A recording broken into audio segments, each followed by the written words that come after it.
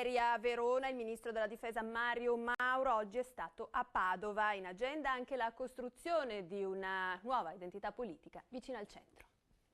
Scelta civica nell'occhio del ciclone dopo l'abbandono di Mario Monti guarda al territorio e a nuove possibili formazioni politiche. A Padova, dove si vota per il sindaco il prossimo maggio, un incontro molto partecipato in fiera con i sindaci di Verona, Pavia e Chioggia.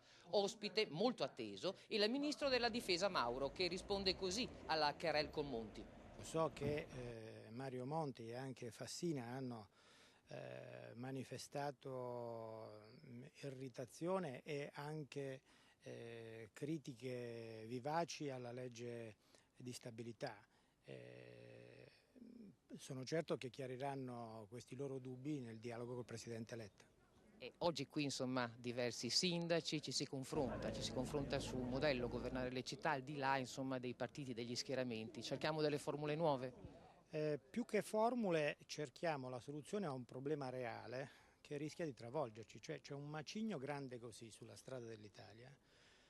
Non è bastata la leva di destra e dei suoi governi o di centro e dei suoi governi o di sinistra e dei suoi governi per rimuovere questo macigno. Il governo di grande coalizione vuol dire proviamoci tutti insieme, per riuscirci abbiamo bisogno di chi è più vicino ai cittadini. Un incontro, quello di Padova, che molti vedono come la rinascita di una forza di centro. Io lo vedo per quello che è l'incontro, senza dietrologie. Non sono mai stato iscritto alla DC, non potrei farne neanche un disegnino.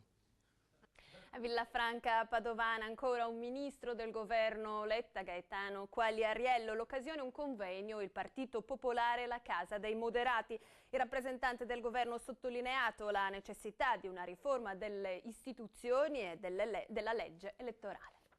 Noi qui non stiamo costruendo un centro, almeno personalmente io sto costruendo un grande centrodestra che però possa fare grande anche il Paese. Per questo c'è bisogno che ci siano delle riforme delle istituzioni, perché senza delle riforme delle istituzioni e senza una nuova legge elettorale noi avremmo un'altra tornata di bipolarismo rusticano che finirà poi o con delle nuove larghe intese o molto peggio con le macerie del Paese che cadono in testa a tutti e due i poli. Io mi auguro che questo sia il governo della riforma dello Stato, oltre che della riforma elettorale, di tutte e due, perché vede, non basta la riforma della legge elettorale. Abbiamo in passato troppe volte pensato di poter cambiare la situazione cambiando la legge elettorale. Così abbiamo costruito delle vittorie di Pirro che sono state poi nel tempo delle sconfitte, non solo per chi aveva vinto, ma soprattutto delle sconfitte per il Paese.